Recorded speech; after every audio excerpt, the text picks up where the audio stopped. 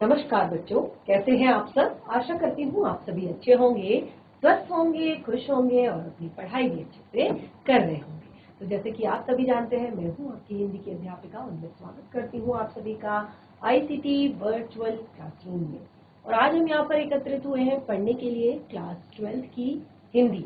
Class 12 की हिंदी में हमने अपने पिछले सेशन में जो हमारी कविता थी उषा, वो हमने कंप्लीट कर ली थी। सबसे पहले सेशन में हमने कविता को पढ़ा, कविता से जुड़े हुए भावार्थ को समझा और उसके बाद जो हमारा नेक्स्ट सेशन था उसमें हमने कविता का प्रतिपाद्य विषय, कविता के की सप्रसंग व्याख्या और साथ ही कविता के अर्थ ग्रहण से संबंधित प्रश्न और कविता के जो पूरे चैप्टर से लिए गए जो प्रश्न हैं, ये सारी चीजें हमने कंप्लीट कर ली हैं अपने उषा कविता से जुड़ी हुई।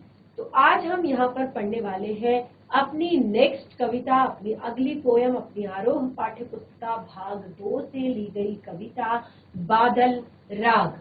और इस कविता के कवि हैं सूर्यकांत त्रिपाठी निराला जी। तो कविता के कवि के विषय में थोड़ा बहुत जानते हैं, उसके बाद हम चैप्टर को आगे कंटिन्यू करेंगे सेम बिल्कुल इसी तरह।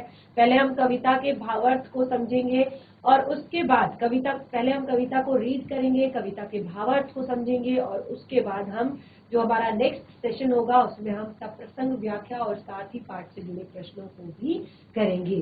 तो बिल्कुल आप रेडी हो जाइए अपनी बुक के साथ। पहले हम यहाँ पर जो कवि है, यानी कि इस कविता के कवि हैं सूर्यकांत त्रिपाठी निराला जी, उनके विषय में थोड़ा बहुत बातें हम यहाँ पर जान लेते हैं। तो ये जो कविता यहाँ पर लिखी गई है बादल राग, इसके कवि है सूर्यकांत त्रिपाठी निराला। इनका जन्म 1899 1999 में महिषादल, जो कि बंगाल के मेदिनीपुर जिले में है, में हुआ था।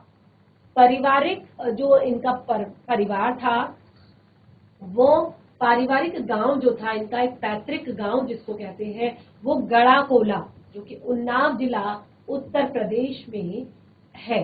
और क्योंकि इनके पिताजी वहां पर बंगाल के मेदिनीपुर में जॉब करते थे, काम करते थे, व्यवसाय के तौर पर आए थे, तो वहीं पर ये लोग बस गए। इनकी प्रमुख रचनाएं अनामिका, परिमल, गीतिका, बेला, नए पत्ते और अणिमा, तुलसीदास और भी बहुत सारी, कुकुर मुत्ता, चतुरी चमार या बिल्लेश्वर, चोटी की पकड़, काले कारनामे, बहुत सारे इनकी ये कविताएं यहाँ पर आपको दी गई है। तो आप इस तरह से कवि का परिचय नहीं लिखेंगे। आप बिल्कुल सबसे पहले जन्म लिखेंगे, उसके बाद उनकी शिक्षा दीक्षा के विषय में लिखेंगे, उसके बाद उनकी प्रमुख रचनाएं लिखेंगे, उसके बाद उनकी भाषा शैली लिखेंगे। तो इस तरह से आपने अपनी नोटबुक में ये सारी चीजें लिखनी है, नोट डाउन करनी है। लेकिन आज केवल हम यहाँ पर चैप्टर रीडिंग कर रहे हैं, केवल अपना पाठ पढ़ रहे हैं, तो आज इतनी सारी चीजें हमें यहाँ पर नहीं जाननी है। आज जरूरी बातों पर हम डिस्कस करेंगे।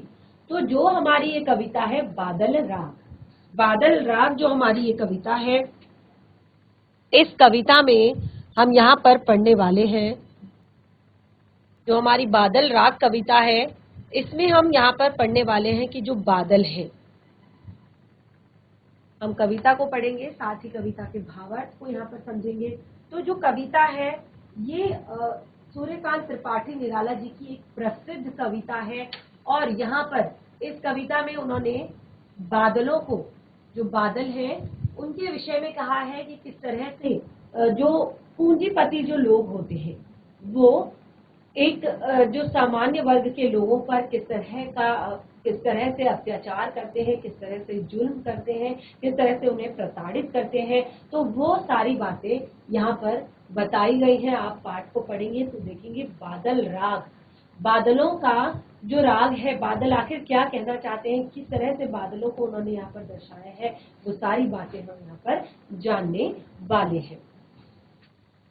तो सबसे हम पहले यहाँ पर हम कविता को पढ़ेंगे और एक एक पंक्ति करके हम उसके भावार्थ को यहाँ पर समझेंगे।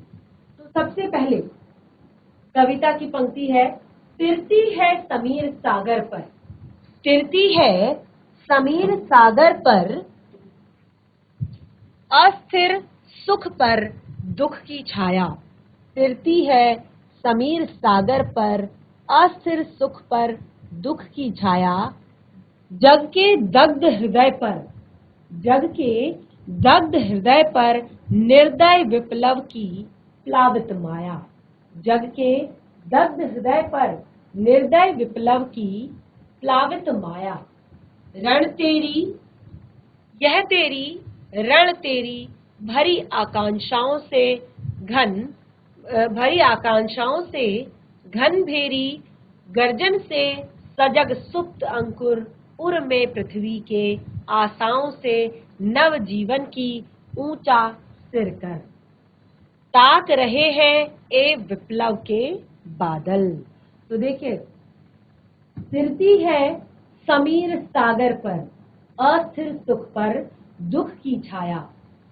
तो जिस तरह से जो समुद्र होता है, सागर होता है, समुद्र होता है, उस पर क्या होते हैं, उसके ऊपर बादल मंडराते रहते हैं। और वो बादल कैसे होते हैं, वो बादल हमेशा के लिए स्थिर नहीं होते, वो थोड़ी देर बाद बरस जाते हैं और वो समाप्त हो जाते हैं।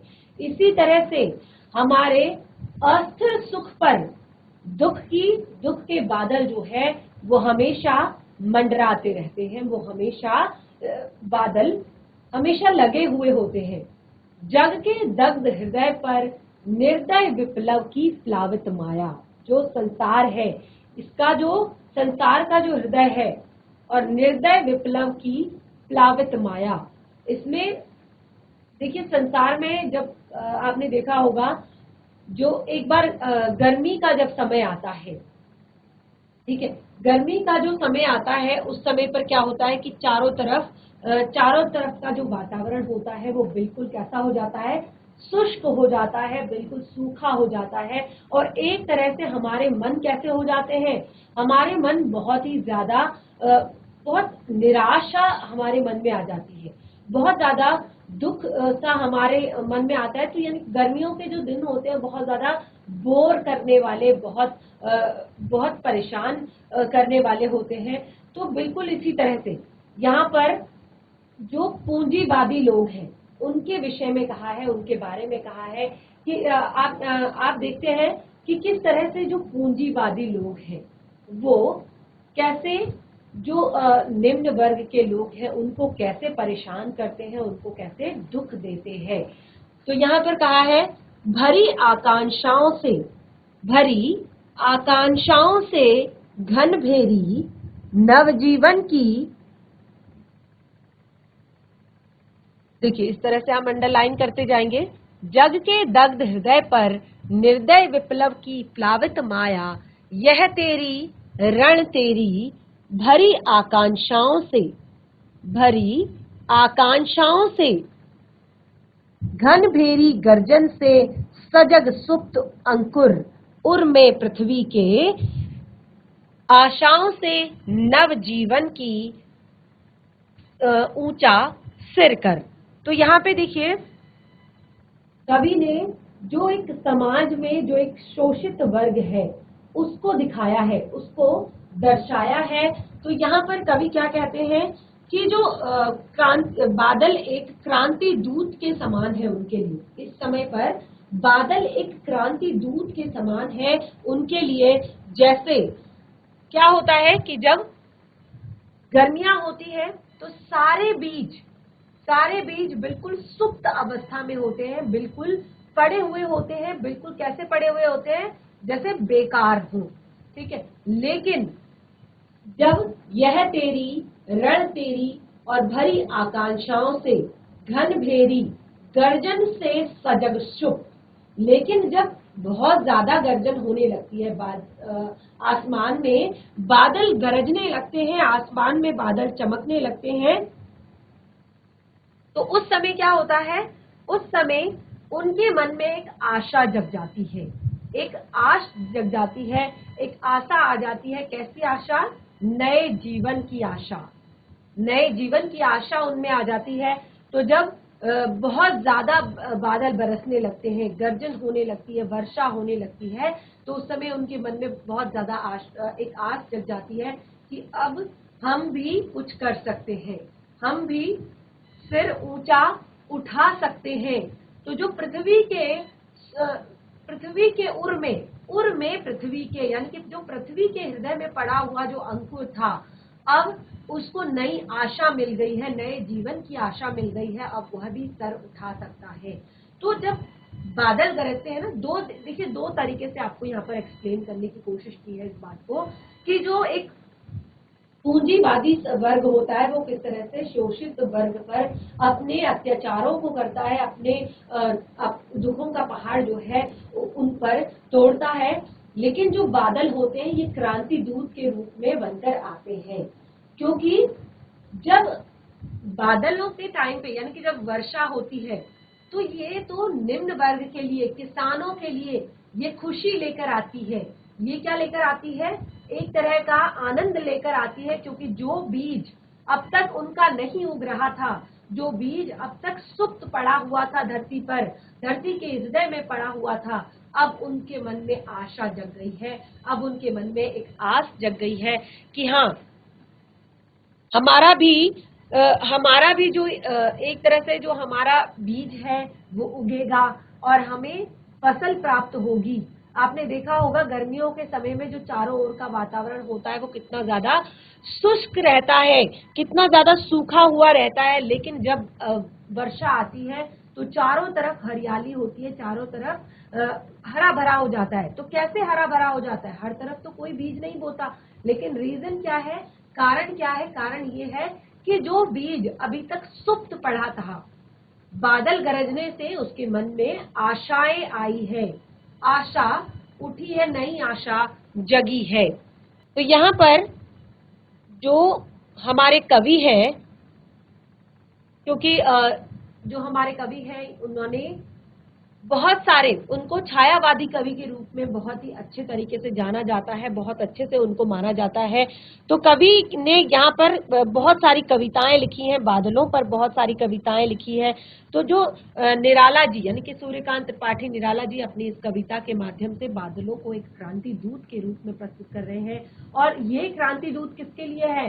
जो पूंजीवादी लोगों ने जो शोषित वर्ग पर जो अत्याचार किया हुआ है उसके लिए है, कि ये बादल आज उनके लिए क्रांति दूत के रूप में आए हैं। आगे की पंक्तियां आप जब पढ़ेंगे, देखिए, ताक रहे हैं विप्लव के बादल, ताक रहे हैं विप्लव के बादल, फिर बार बार गर्जन, वृषण है मूसलधार, हृदय थाम लेता संसार, सुन सुन कर घोर वज्र हुंकार। तो यहाँ पर क्या कह रहे हैं कवि?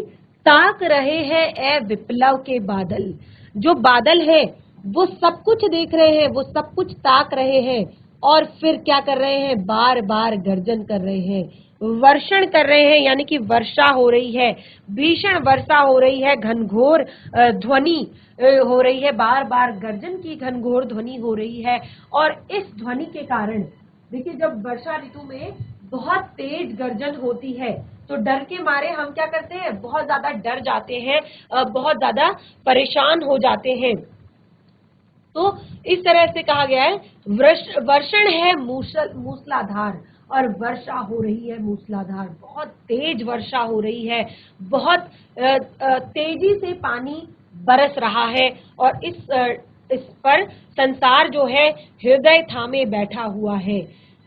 सुनकर घोर वज्र हुंकार, हृदय थाम लेता है संसार उस समय जब वज्र की हुंकार होती है, जब वज्र तेज से वज्र गिरता पड़ता है, तो उस समय जो वज्र की हुंकार होती है वो तेज होती है और उस पर संसार अपना हृदय थाम लेता है। अशिन पात से शापित उन शतवीर, अशिन पात से शापित उन्नत शत वीर, शत विशत है चल अचल शरीर। तो देखिए, बादलों की जो गर्जना है, बादलों का जो वर्षण है उस समय पर, उससे जितने भी अशनपात से शापित जो ऐसे बहुत बड़े बड़े वीर हैं वो भी धराशायी हो गए हैं इस समय पर। क्यों? क्योंकि शत विशत है अचल शरीर, गगन स्पर्शी स्पर्धाधीन। तो उस समय पर बहुत ही जो बादल जो आसमानों से अपनी स्पर्धा लगाए हुए थे, आसमानों से आसमान को छूने की अपनी एक स्पर्धा लगाए हुए थे, वो भी क्या हो गए हैं, टूट कर चकनाचूर हो गए हैं। आपने देखा होगा कि वर्षा ऋतु में कितने ज्यादा लैंडस्लाइड होते हैं, कितने बड़े बड़े पहाड़ जो कई वर्षों से कई सालों से टिके हुए हैं वो सभी दरक जाते हैं। क्योंकि हम खास तौर पर हम उत्तराखंड के निवासी हैं, तो उत्तराखंड में आप सभी को पता होगा कि कितनी ज्यादा यहाँ पर प्राकृतिक आपदाएं आती हैं वर्षा ऋतु के समय में। तो यहाँ पर कवि ने इन पंक्तियों के माध्यम से ये बताने की कोशिश की है कि जब क्रांति आती है, बादलों को क्या कहा है, बादलों को क्रांति दूत बताया है। और यहाँ पर जो एक गर्मी का मौसम है या जो ऐसा एक मौसम है उसको क्या कहा है, पूंजीवादी लोग। और जो गर्मी होती है वो क्या करती है, लोगों की फसल को सुखा देती है, लोगों की फसलों को नष्ट कर देती है। तो उसी तरह से जो ये पूंजीवादी लोग होते हैं ये भी शोषित वर्ग पर बहुत ज्यादा अत्याचार करते हैं। तो जिस तरह से बादल आते हैं हरियाली लेकर, तो उसी तरह से यहाँ पर बताया गया है कि जो क्रांति हो जाती है, जब एक इंसान की सहन शक्ति खत्म हो जाती है, कब तक आप उसको परेशान करोगे, कब तक आप उस इंसान को दबाओगे, कब तक आप उस पर अत्याचार करोगे। लेकिन जब उसके अंदर का जो अंदर की जो आत्मा है वो गर्जन करने लगेगी, उसकी आत्मा कहेगी नहीं अब बहुत हुआ। तो यहाँ पर उसके बाद क्या है, जब क्रांति आती है तो बड़े बड़े जो वीर होते हैं वो भी क्या हो जाते हैं, समाप्त हो जाते हैं, वो भी नष्ट हो जाते हैं। तो आपने देखा कि किस तरह से वर्षा ऋतु में बहुत सारे लैंडस्लाइड हो जाते हैं, बहुत बड़े बड़े पहाड़ भी छत विछत हो जाते हैं। और उनके ऐसे अचल शरीर यानी कि जो कभी ना खत्म होने वाला, जिस पहाड़ को देखकर आपको लगेगा कि ये तो बहुत बड़ा है, बहुत मजबूत है, ऐसा पहाड़ भी पूरा जड़ से साफ हो जाता है और उस वर्षा के जल में बहकर चला जाता है। तो इसी तरह से कितने भी बड़े बड़े लोग हों, चाहे कितने भी बड़े पूंजीवादी लोग हों, देखिए डर हमेशा किसे रहता है, डर हमेशा उस इंसान को रहता है जिसके पास बहुत सारा हो, पैसा चाहे, संसाधन चाहे, इज्जत चाहे, नाम चाहे। लेकिन जो इंसान हर चीज को सामान्य रूप से लेता है, हर चीज को सामान्य रूप से एक्सेप्ट करता है, तो उसको कभी भी किसी चीज को खोने का डर नहीं होता। तो जैसे पूंजीवादी लोग हैं, तो जब क्रांति आती है तो सबसे पहले उन्हें डर लगता है कि कहीं मेरे लिए तो ये क्रांति नहीं हो रही। क्योंकि कहते हैं ना, चोर की दाढ़ी में तिनका, उसे पता है कि उसने ये कैसे पैसा कमाया है, उसने ये कैसे धन इकट्ठा किया है, और मैं कैसे लोगों को, पीड़ित लोगों को, शोषित लोगों को परेशान करके अपना घर भर रहा हूँ, अपने संसाधन इकट्ठे कर रहा हूँ।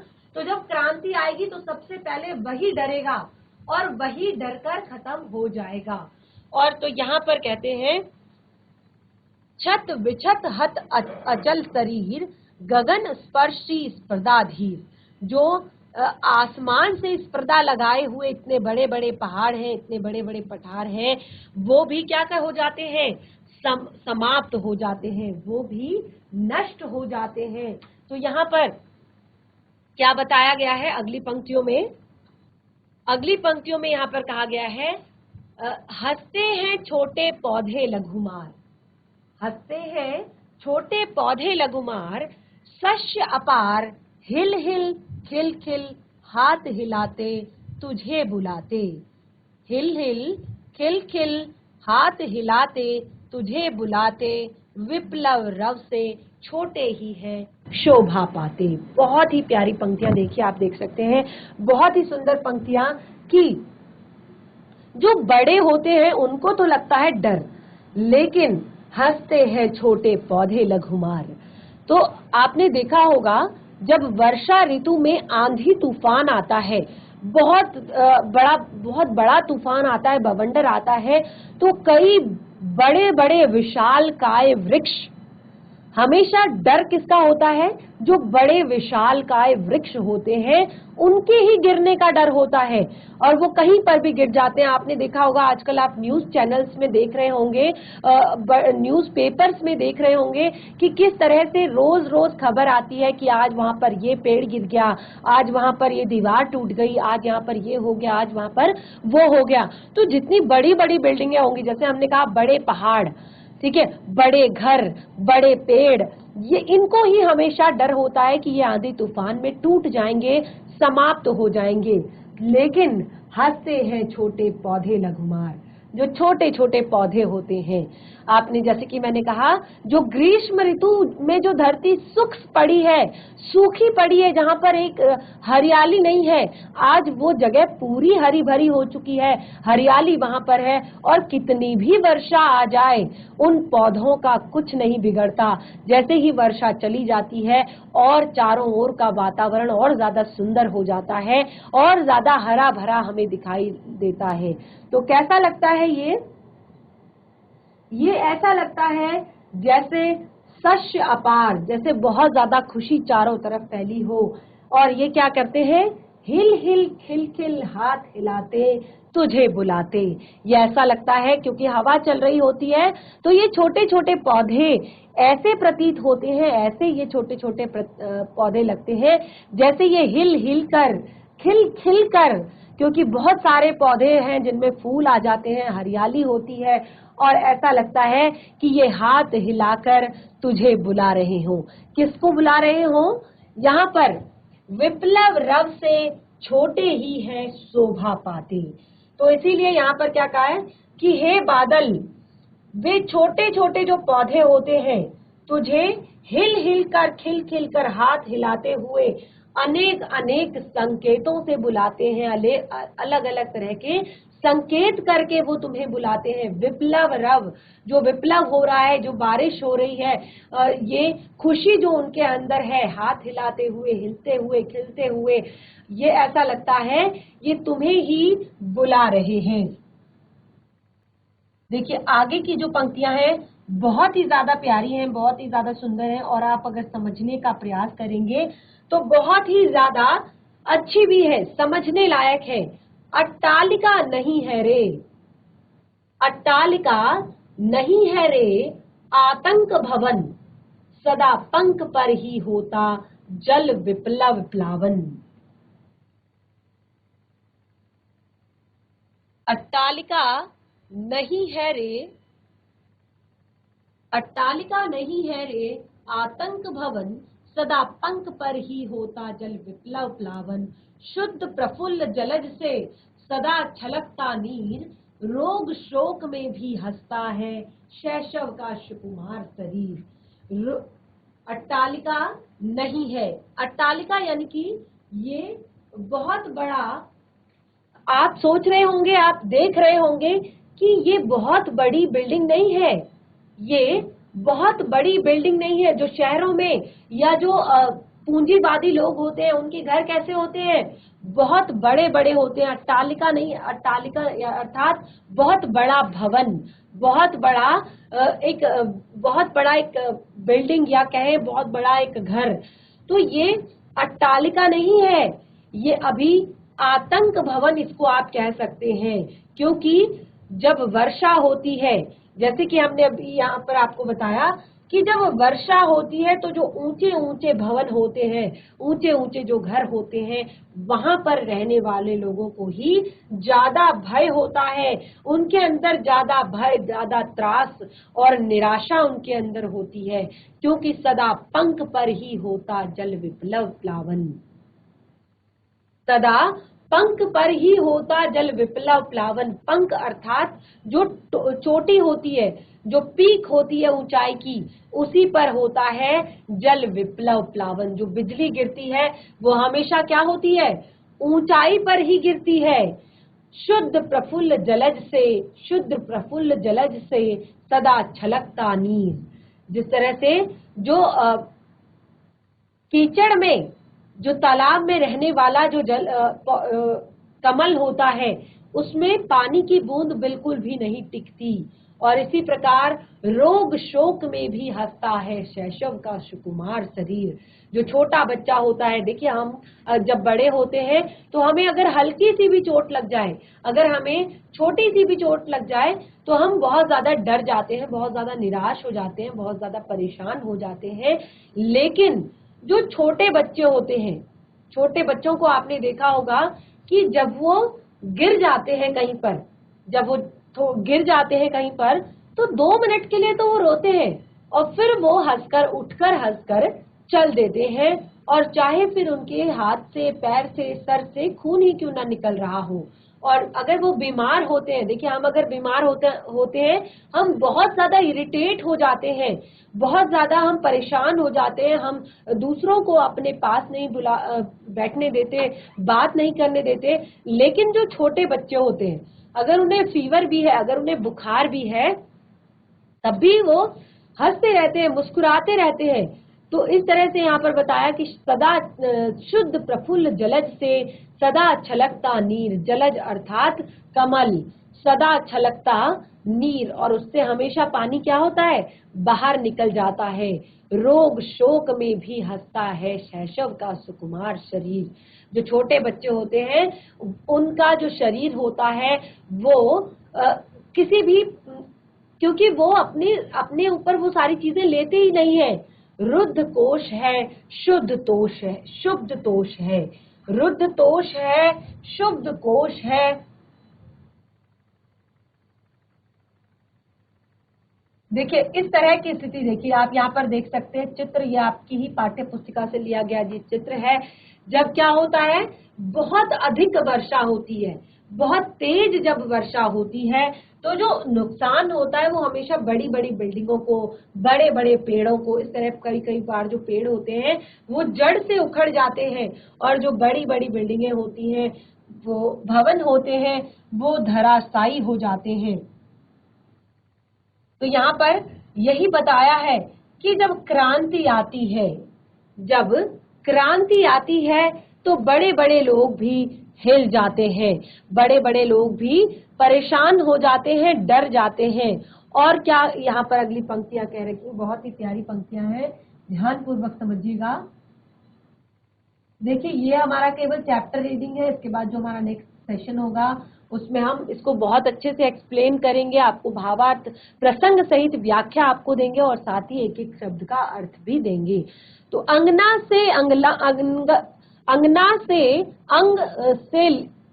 अंग से लिपटे भी आतंक अंक पर कांप रहे हैं, धनी वज्र गर्जन से बादल त्रस्त नयन मुख ढांप रहे हैं।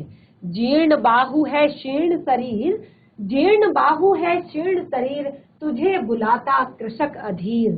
ए विप्लव के वीर, चूस लिया है उसका सार, हाड़ मात्र है ही है आधार, ए जीवन के पारावार। अब देखिए यहाँ पर बहुत ही प्यारी पंक्तियां, जैसे कि इससे पहले कहा कि जो बड़ी बड़ी बिल्डिंगें होती हैं, जो बड़े बड़े घर होते हैं, बड़े बड़े पेड़ होते हैं, नुकसान हमेशा उन्हें ही होता है। तो अब ये लोग कैसे डर के अंदर बैठे हैं जब क्रांति आती है। अंगना अंग से लिपटे भी आतंक अंक पर कांप रहे हैं। वो अपने जो प्रिय है उनसे लिपटे हुए हैं, क्योंकि उनको क्या है, खोने का डर है, उनको खोने का डर है, तो वो अपने प्रिय से लिपटे हुए हैं।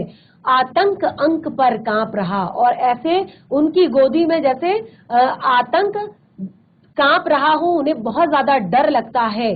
धनी वज्र गर्जन से बादल, जो धनी लोग होते हैं वो वज्र गर्जन से, बादल के वज्र गर्जन से कांप रहे होते हैं, त्रस्त नयन मुख ढांप रहे हैं। जो उनके डर से, त्रास जो उन्हें लगा हुआ है, उससे वो अपना मुंह ढक रहे होते हैं। जितनी बार भी गर्जन होती है, यानी कि जितनी बार भी क्रांति की आवाज उठती है, तो ये अंदर से बिल्कुल डर जाते हैं और अपना मुख ढककर कमरे में किसी कोने पर जाकर छुप जाते हैं। जीर्ण बाहु है शीर्ण शरीर, जो उनकी भुजा है अब उसमें उतनी शक्ति नहीं, शरीर भी शीर्ण हो चुका है। और तुझे बुलाता कृषक अधीर, लेकिन जिसके बाजू अब बहुत ज्यादा जीर्ण हो चुकी है, शरीर भी कमजोर हो गया है, ऐसा तुझे कृतक अधीर अधीर होकर बहुत ज्यादा तेरे लिए प्रार्थना करता है, बहुत ज्यादा तेरे लिए तुझे अधीर होकर बुलाता है और कहते हैं ए विप्लव के वीर। और चूस लिया है उसका सार, उसका सब कुछ अब इस पूंजीवादियों ने ले लिया है, सब कुछ उससे ग्रहण कर लिया है। हाड़ मात्र ही है आधार, ए जीवन के पारावार। अब जिसका जीवन का जो आधार है वो केवल हाड़ मांस ही रह गया है, और ए जीवन के पारावार यानी कि जीवन को पार लगाने वाले, जीवन को देने वाले ए बादल, अब तू ही उसका पार लगा। तो देखिए इस तरह से हमारी जो कविता है वो यहाँ पर कंप्लीट होती है, और हमारा जो आज का सेशन है उसकी भी टाइमिंग यहाँ पर कंप्लीट होती है। तो इस सेशन को यानी कि इस पाठ से जुड़े हुए जो शब्दार्थ है और पाठ की जो सप्रसंग व्याख्या है वो हम करेंगे अपने नेक्स्ट सेशन में। आज का सेशन हमारा यहीं पे समाप्त होता है, तब तक के लिए धन्यवाद। आपका दिन शुभ हो।